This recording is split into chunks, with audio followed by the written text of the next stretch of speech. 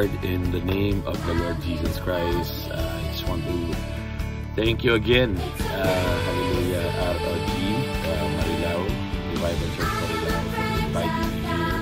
Pastor LB, praise the Lord sa buhay mo.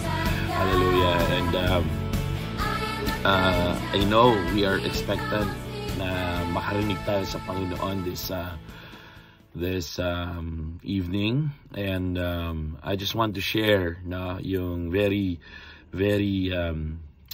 practical message for tonight. Amen. So our text will be found on 1 Timothy chapter 2 verse 5. Basahin ko lang po. So, for there is one God and one mediator between God and mankind, the man Christ Jesus, who gave himself as a ransom for all people. Hallelujah. Amen. So, tayo po muna yung manalangin before we start. Lord, we thank you, Panginoon, for today, to God. Maraming salamat po, Lord, for this opportunity for us to learn from you, Panginoon. And Lord, I pray your Holy Spirit speak through me para po sa iyong mga anak na narito ngayong gabi, Panginoon, and for those who will play this video, Lord, on YouTube or wherever, Panginoon. Lord, that your Holy Spirit be upon us, oh God, as we study your word. In Jesus' name we pray. Amen. Amen. Okay, pwede po pakapabo natin si Lord. Hallelujah. Okay, so bigyan ko lang po kayo ng konting I was just reminded, because ito pong phone po na to, medyo matagal ko na pong hindi nagamit. Kanina when I was opening it, hirap na hirap ako kasi ang tagal ko pong hindi nagamit. Amen. Yung phone. And yun po yung itatopic po natin today, kasi pagka when you are separated with something for so long, di ba? Hindi mo na alam siya gamitin, hindi mo na siya alam mag-function, hindi mo na alam kung saan nahanapin. Actually, nag-struggle po talaga ako kanina using this phone, because hindi ko po alam na kung saan na yung camera, saan na yung kasi ang tagal ko na po siya hindi nagamit. So, ang hirap po maging although yes, maraming taon ko po itong naging cellphone, pinalitan ko lang po siya because nasira po yung screen, pero still functional po siya, nabasag lang po yung screen sa upper right corner niya, kaya hindi po masyadong mapindot yung mga buttons po dun sa part na yan, pero the rest of the phone is working. Amen. So to cut the long story short, our title for today is Jesus Bridges the Gap. So, Jesus bridges the gap, or bridge the gap, past tense. So, we all know 2,000 years ago, that meron po isang tao bumaba dito sa lupa, partly siya po ay 100% man and 100% God. But it chose to bridge the gap para po sa atin. And yun po yung sinasabi ng 1 Timothy na binasa po natin, that for there is one God. Amen. And alam naman po natin, God the Father, God the Son, God the Holy Spirit. Amen. And one mediator between God and mankind. And sabi dyan, the man Christ Jesus. Amen. So, marami naman po nagdi-deny, ayaw nila po tanggapin na si Jesus po ay Panginoon. Marami nagsasabi si Jesus ay propeta lang. Marami nagsasabi kasi ganito, kasi ganyan. Pero at the end of the day, you cannot deny that this man is really God. Amen? So, siya po ay Diyos. Even before po siya pinanganak, marami na pong prophecies about Himself being the Messiah. Amen? So, I don't know, Yung iba siguro nagbubulag-bulagan na lang na ayaw nilang tanggapin na si Jesus lang ang daan, wala na pong iba. Amen. And si Jesus lang po ang Diyos, if you notice, mga kapatid, si Jesus lang ang Diyos na nag-bridge ng gap. Amen. Ibig sabihin, mga kapatid, si Jesus is considered as God. Amen. So, alam po natin, no, sinasamba po natin ang Panginoon po natin. Pero, one of the best qualities that we can really find sa ating Panginoon is His initiative to be a mediator. A mediator is yung someone na nagigitna. Amen. Yung someone who's a peacemaker, no? Kasi merong galit itong isang side, galit itong kabilang side. So merong gigitna at siya yung magdadala ng kapayapaan sa dalawang side na ito. And si Jesus po yon. Amen. Alam po natin, ang Diyos natin ay galit sa kasalanan, pero tayo po ay likas na makasalanan. So, si Jesus, yun po yung ginawa niya. He bridges the gap. Amen. Now, mga kapatid, I have two messages for today. No, it's the message of the cross. Amen. Napakaganda. It is a beautiful thing na po to look at the message of the cross. Nung ako po ay Katoliko, no, I always see yung cross is a sign of my religion, a sign of my pero nung ako po ay na-born again, doon ko po na-realize na the cross has its own message.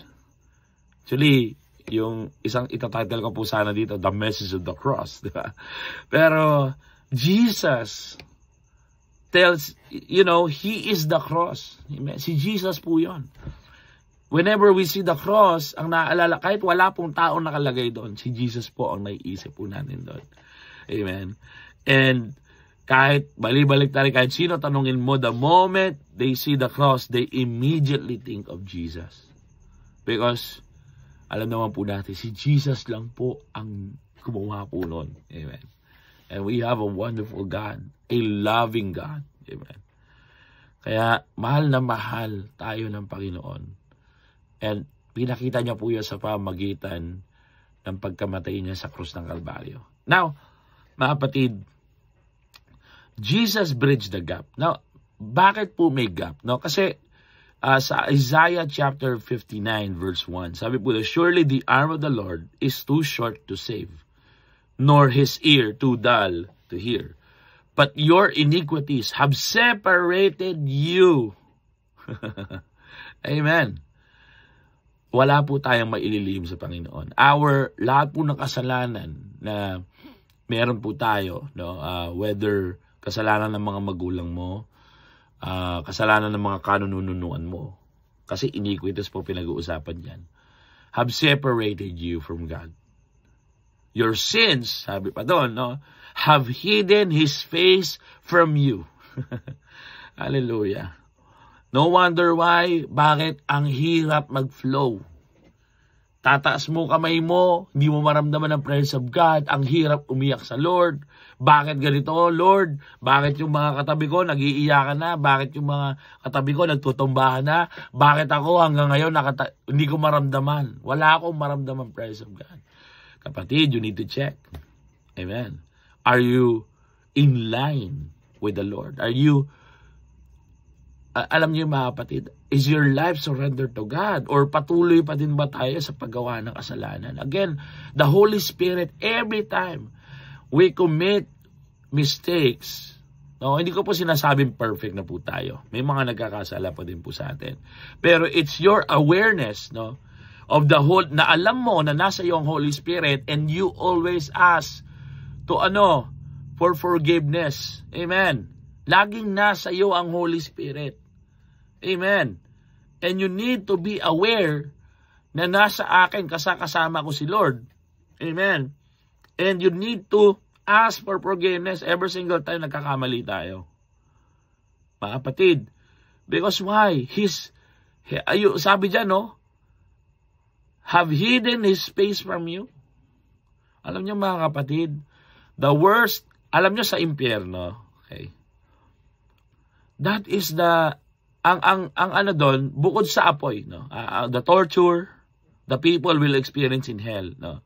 The greatest, number one, for me, as a believer, as a follower of Christ, bilang Kristiyano ka, the greatest pain that you will experience in hell, mga kapatid. No, hindi naman tayo pupunta doon. Sinasabi ko lang po, no, na the greatest pain na mararamdaman po natin is what? Our separation from God. Amen.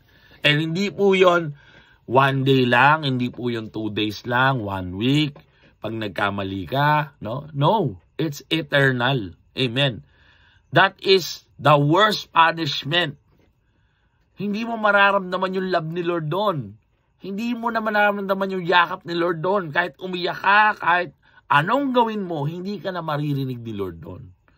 And that's why, mga kapatid, if you are still living in sin, I have to remind you, especially if you are a leader, a worship, part of worship team, tumatayo ka sa pulpito, if you are still living in sin, you have to let your life be surrendered again. You have to be delivered, mga kapatid. Amen. Pagsisihan mo, no? Pagsisihan mo. Sorry po. Okay. Pagsisihan mo.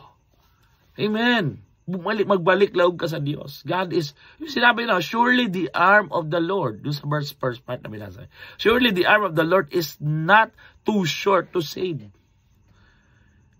Sinasabi niya sa verse, nagkamali ka, yes, oo, meron kang kasalanan, yes, oo, meron kang iniquity, yes, oo, pero God's hand is not too short para abutin tayo. Amen.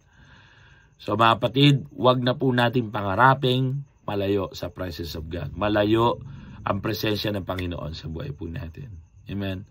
So, ano yung sinasabi ko dalawang message? Medyo na ako. No? Number 1, sabi po dyan is, yun nga, no? Yung kasalanan, yung nag-bridge ng gap, nagkaroon ng separation sa atin, or nag-separate sa atin, no? Nung si Eva at si Adan ay nahulog sa kasalanan.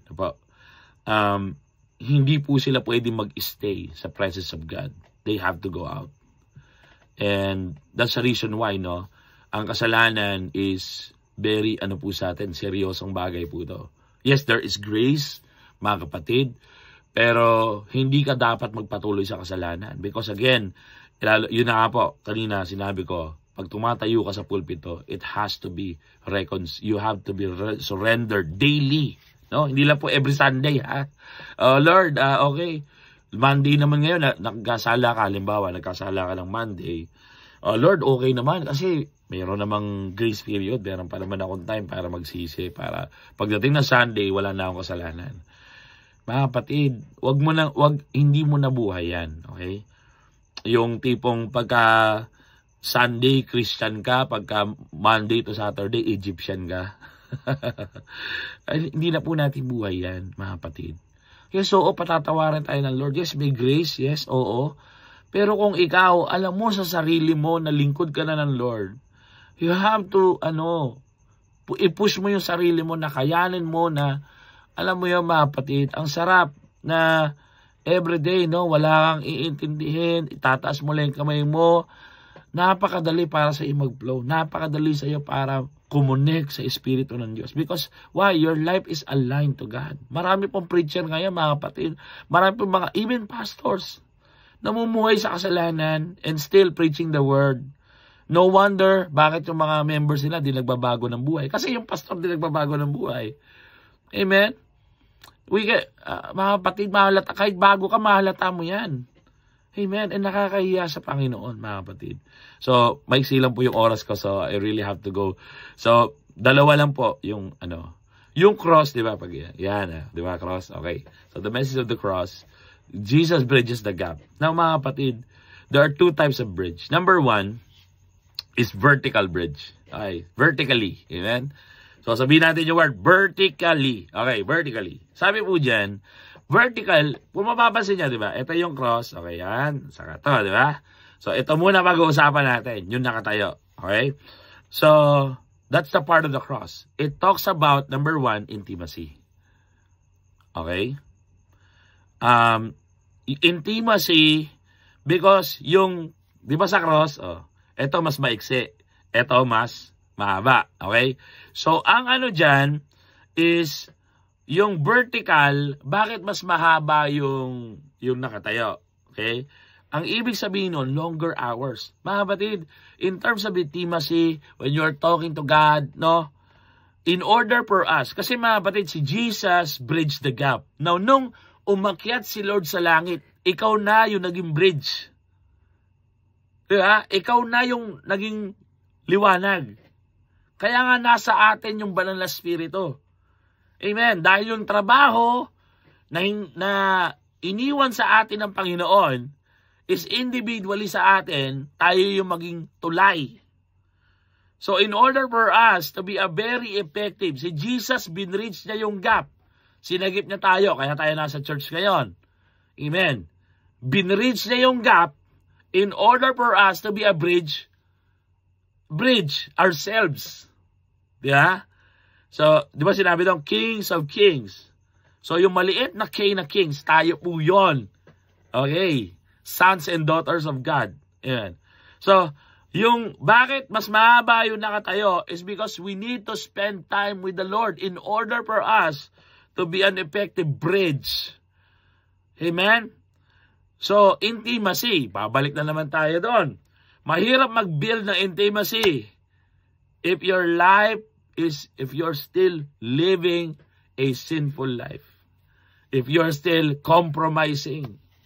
Oh, yung sinasabi ko kanina, Sunday, Christian ka, Monday to Saturday, Egyptian ka. Hallelujah. No wonder, pag ikaw nagpe-preach sa mga may sakit, di gumagaling. No wonder, bakit pag nagpe-preach ka, hindi nararamdaman yung presence of God. No, mga kapatid, ito yun, mga kapatid, it's intimacy. At kung mapapansin nyo, yung nakatayo doon sa part ng cross, di ba? Yung nakatanim sa lupa, ito. Ibig sabihin, yun po yung nagpapatag. It holds the whole cross. In order for the cross to stand up, yun po yung nakabaon sa lupa. Amen. Why? Because yung ating intimacy, if you are rooted with the Word of God, if you are rooted with the love of God, hallelujah, kung talagang nakatanim ka sa pag-ibig ng Diyos, walang bagyo, walang pagsubok na hindi mo kayang pagtagumpayan. Okay, mga kapatid, may mga problema tayong dumadating. Kahit po pastor, hindi po exempted po dyan. Lahat po tayo may mga problema, pagsubok na pinagdadaanan. Tama po ba? Now, para po sa mga mananampalataya na ang dali sa kanila para umayaw sa ministry, mag-give up sa pagiging pastor, madali para sa kanilang gawin yon. Kasi po, bakit, mga kapatid? They are not rooted, they are not deeply nakatusok sa sa Panginoon, sa pag-ibig ng Diyos. It talks about your intimacy with the Lord. Amen. No wonder, ang dali para sa ating sumuko, ang dali para sa ating pabayaan ng mga pinagkatiwalang tupa ng Lord sa iyo. Yung pagmamalasakit mo sa kanila, parang sarili mo na lang iniintindi mo, wala ka nang pakialam sa kanila. Hindi po yun, mga kapatid. Because ang unang-unang i-build sa iyo ng Lord. Diba sa po natin, slogan natin, love God, make disciples. Ano po nauna doon? Love God. Amen. Yung vertical muna ini-establish sa iyo ng Panginoon, kapatid. And that's intimacy. Amen. Sabi diyan, the first form of bridge is a vertical bridge. Diba? Si Jesus po ang unang tumawid. Mula po sa heaven, nag-ascend po siya dito. Ano po yung binubuo niya? Napansin niyo ba yun? Nag-descend. Di ba pag nagsusunod ka ng cross, ang inuuna mo yung mahaba? Di ba? Yun, si Lord yun. Siya yung bumaba.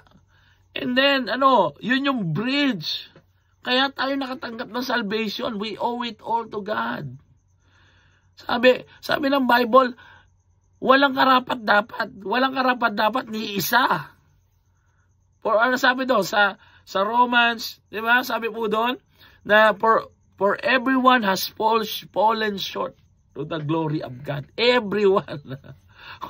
Wala pong nakaabot sa glory ng Lord. Lahat po tayo kinapos. Last na lang, sabi po doon, kaya mga kapatid, yung vertical natin, you have to be well invested. Amen. Ulitin ko, you have to be, well invested in terms of your vertical cross, your vertical bridge. Because again, mga kapatid, at the end of the day, it's your intimacy with the Lord. Gaano mo kakilala yung pag-ibig ng Diyos sa buhay mo? Gaano mo kakilala si Lord, ang Diyos na nagmamahal sa iyo, who is crazy about you, who's always worried about you. Hallelujah, ganun kaya kamahal ng Panginoon. Kaya po mga kapatid, if you are struggling right now, God is reminding you to go back to your first love. Mahirap mag-share. Yung pangalawang i-discuss natin, mahirap gawin yon kung hindi ka well invested sa Panginoon. Mga kapatid, natanim ka na dito sa church na to. Natanim ka na sa gawain ito. You should be well invested, mga kapatid. Seryosohin po natin yung pag-build ng intimacy sa Panginoon. Because when troubles come, when winds, at darating po yan, may mangyayaring shakening, may mangyayaring ligligan, mga kapatid. At kapag hindi ka well invested, isa ka sa matatangay. Intimacy sa Panginoon. Mga kapatid, lagi kong sinasabi, huwag kayong tumingin sa mga pastor nyo, huwag kayong tumingin sa tao, lagi kayong tumingin sa Panginoon. Kasi pag sa Panginoon kayo nakatingin, bumagsak man ang mga tao sa kaliwa mo, bumagsak man ang mga tao sa kanan mo, nananatili ka nakatayo. Dahil bakit? Si Lord, kay Lord ka nakakapit. Amen. Amen. Hindi tayo mamamali hanggat sa Panginoon tayo nakakapit. Hanggang sa salita ng Diyos tayo nakasandal. Hindi tayo mamamali, mga kapatid. Amen. Sorry po, wala na po akong time. Number 2, sabi po doon, horizontally. So, yung unang bridge natin? Vertical. Amen? Which talks about intimacy. And then number 2 is our horizontal bridge. Amen? Now, literally, itong bridge po na to, yung horizontal, it's all about, kanina, di ba, intimacy. Kanina, intimacy. Ngayon, we're going to talk about empathy. Amen? Empathy, ibig sabihin, na sa sa pinagtatrabaho ko po dati, ang ibig sabihin po ng empathy is putting yourself to other people's shoes. Okay? Kung ano yung nararamdaman nila, ilalagay mo yung sarili mo doon sa posisyon nila na yun. Okay? Yung empathy po kasi is parang dumaan ka sa ganong experience. Amen. Ibig sabihin, in order for us to be a reliable bridge, no? Dahil kung paano ka inabot ng Panginoon, nung time na makasalanan ka, nung time na makasalanan pa tayong lahat, amen? Tama po ba? Ay merong isang Diyos na umabot po sa atin. Tandaan po natin, sinabi sa Bible, while we are still sinners, Christ died for us. Yung po yung wording na Lord. Hindi, while the Lord waited for you to be righteous, and then God reached out. Hindi po yun eh. As sinabi po doon, while we are still, sinners. Grabe po, no? Tapos, ang dali para sa ating mag-judge sa ibang tao. Lord, ba't ko siya-sharean tong taon to? Namumuhay pa to sa kasalanan. Hello? Hello? Yung status mo nung inabot ka ng Lord. Alalahanin mo. Tanong ko sa'yo, namumuhay ka na ba ng perfect nun? Tuwid na ba buhay mo nun? Maayos ka na ba nung time na yon? Na sinerang ka ng Word of God? Hindi. Namumuhay ka pa sa kasalanan noon. Amen. Pero may isang Diyos na umabot sa iyo. Why? Empathy po yun. Ibig sabihin, ngayon, magsashare tayo ng Word of God. Isa sa mga bagay na dapat isipin mo, or isipin po natin, is, Lord, ganito rin naman ang buhay ko dati. Ganito rin, no? Maaring masama yung ginagawa niya, maaring makasalanan yung ginagawa niya. Pero, ganito lang din ako dati. Who am I, Lord? Para hindi, diba? para sabihin ko sa kanila na, oh, layo tayo dito, makasalanan itong mga ito. Hindi po yun, mga kapatid. We are the bridge. Kaya nga, yung sinasabi ko kanina, mahirap mag-share ng salita ng Diyos pag hindi ka vertically aligned sa Panginoon. Kasi, di ba, ang hirap, di ba, mahalin mo nga sarili mo, mahirap na eh. Magmahal ka pa ng ibang tao na matigas ulo. Di ba? Mas mahirap. Di ba, mga kapatid? Oh. Kung hindi ka well invested on your intimacy with the Lord, ang hirap. Di ba? Ang hirap na, okay na, Lord. Ginawa ko naman na yung trabaho ko eh. Sinira ko naman na siya. Nasa sa kanya na yun, pagka ayaw niya pa rin umatin ng church. Hindi yun, mga kapatid. Huwag mo susukuan. Amen. Uulitin ko sa mga sumusuko sa kanilang mga dinidisciple. Pastor, kasi hindi naman na umaatin ng discipleship yan. Pagtsagaan mo, balikan mo, i-follow up mo. Amen. Bakit? Hindi mo tupa yan. Amen. Kanino tupa yan? Kay Lord yan. Amen. Tayo po steward. Tayo po tigapangalaga. Ngayon, papabayaan mo yung isang taong dahil lang matigas ang ulo niya, dahil lang ayaw niyang umaten?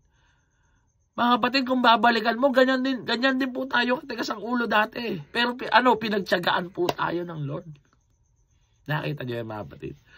Pinagtiyagaan tayo ng Lord sa kabila ng katigasan ng ating mga ulo. At sino tayo para, alam niyo po yun, ang dali mong sukuan, na-open ka lang doon sa sinabi ng isang dinidisciple mo. Hindi na, ako na, no? Hindi ko na pa follow up yan, ang tigas ng ulo eh. Mga kapatid, you have to be, si Lord, dinuraan na siya't lahat. Binato na siya't lahat. Alam niyo mga kapatid. Pero still, alam niyo, na-imagine ko, Lord, no? While He was carrying the cross, no? Gaano kadali para sa Panginoon? Nabitawan yung cross. At alam niyo yun, habang buhat-buhat yun, bakit ko sasagipin ito mga taong to? Tinan mo ka, Lord, pinagduduraan ako. Diba mga kapatid? Inalipusta ako.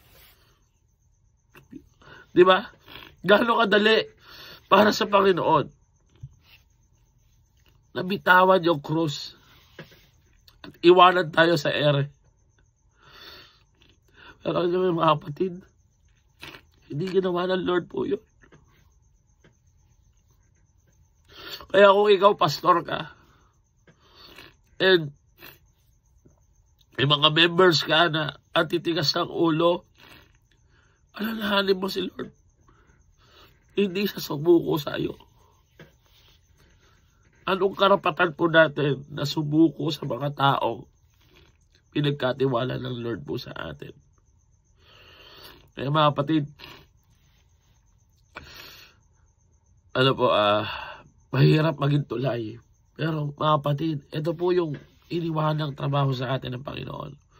We have to be a bridge for the people. Sabi doon, sabi sa Bible, sino maniniwala kung walang mangangaral? No? Sinong aabot sa kanila kung walang ipapadala, walang isusugo? Diba, mga kapatid?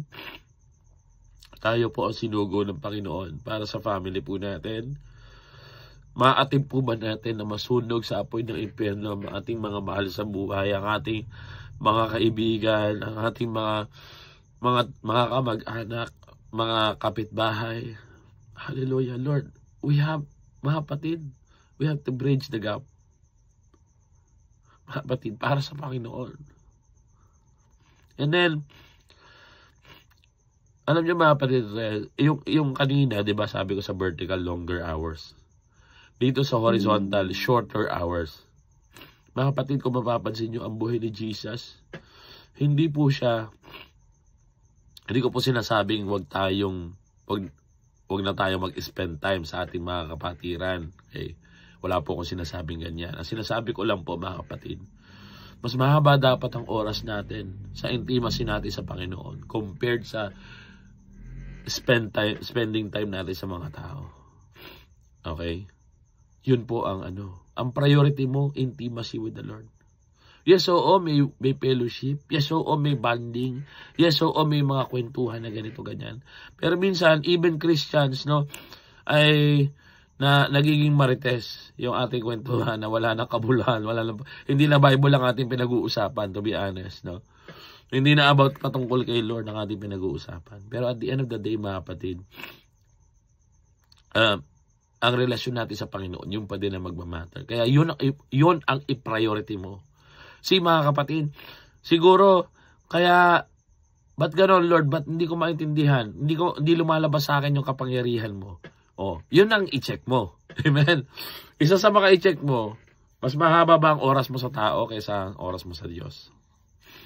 Amen? Hallelujah. Tama po ba? Si Jesus, all throughout the ministry, ever since nandito po siya sa lupa, kung mapapansin nyo, pag madami ng tao, he is always, separating himself from the people. Hindi dahil hindi niya mahal yung mga taong yon. Okay? What I'm saying is, priority niya ang intimacy with the Lord. And ganun din po dapat tayo. Yes, oo. Okay mag-fellowship. Yes, oo. Okay yung bonding na ganito, ganyan. Pero ang priority po natin is intimacy with the Lord. Amen. Now, second form of the bridge is horizontal bridge. It has to be touching, transforming, diba? Moving.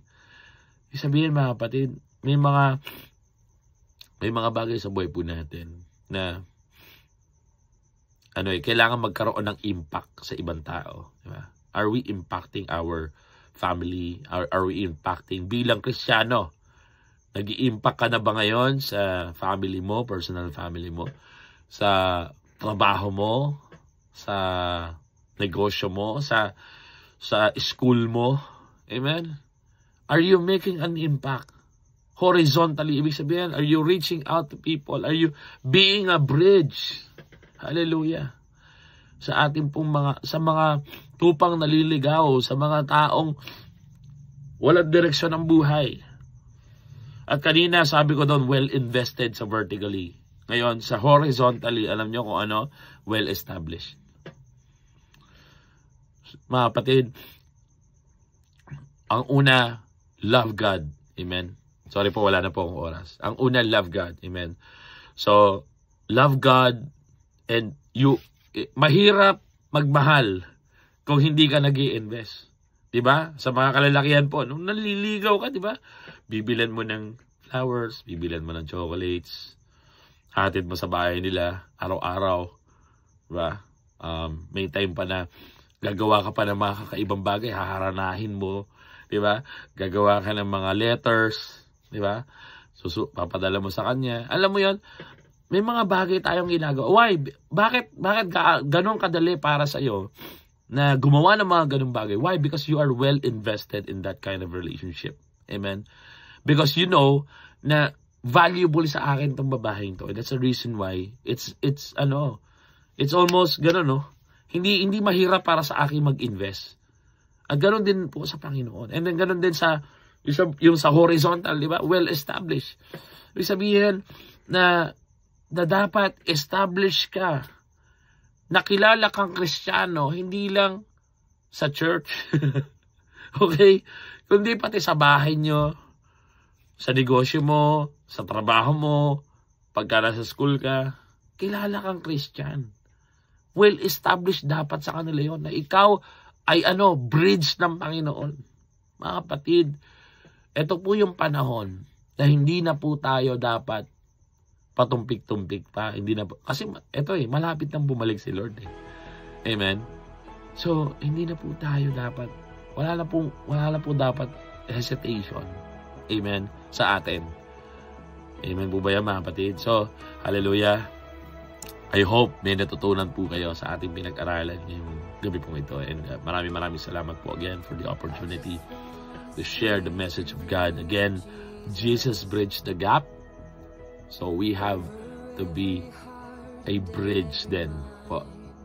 To bridge the gap sa ating pong community, sa ipakilala si Lord sa ating pong kinabibilangang society, whatever kahit saan po tayo nandun, no? God will use us as a bridge. Amen.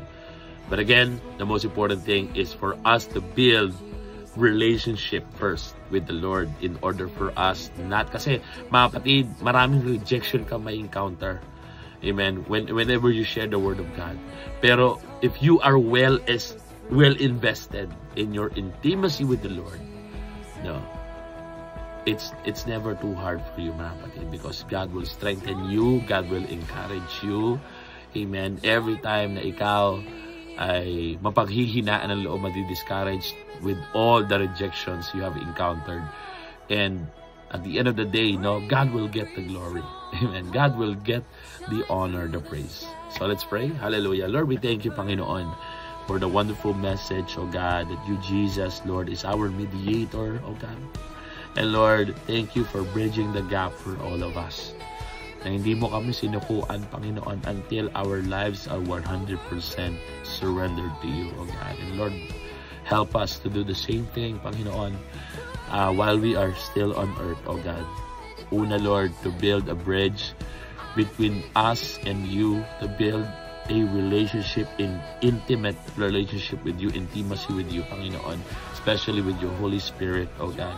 And gain din, Lord, to be a bridge horizontally sa mga taong pinagkatiwala mo po sa amin.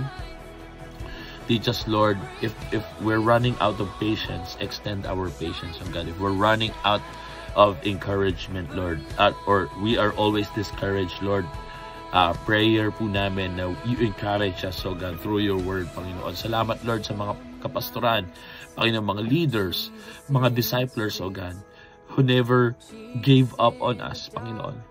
Because we know, Panginoon, na kami po ay gagamitin mo as an effective bridge to reach out the lost, Panginoon. Salamat po sa buong family po ng River of God, Marilao, Panginoon, Revival Church Marilao. We thank you, Panginoon, sa patuloy mo pong paggamit sa mga kabataan, mga kananayan, mga leaders and pastors, oh God, in this ministry. I pray, oh God, na patuloy po kaming gamitin mong bridge, Lord, reaching out the nations, lahat po ng lugar na namin po nasasakupan at pinagkatiwala mo po sa amin. We thank you, Lord. We give you all the praise. In the mighty name of Jesus, we pray. Amen and amen. God bless you po, everyone. Good night po sa inyo lahat. To God be the glory. Amen.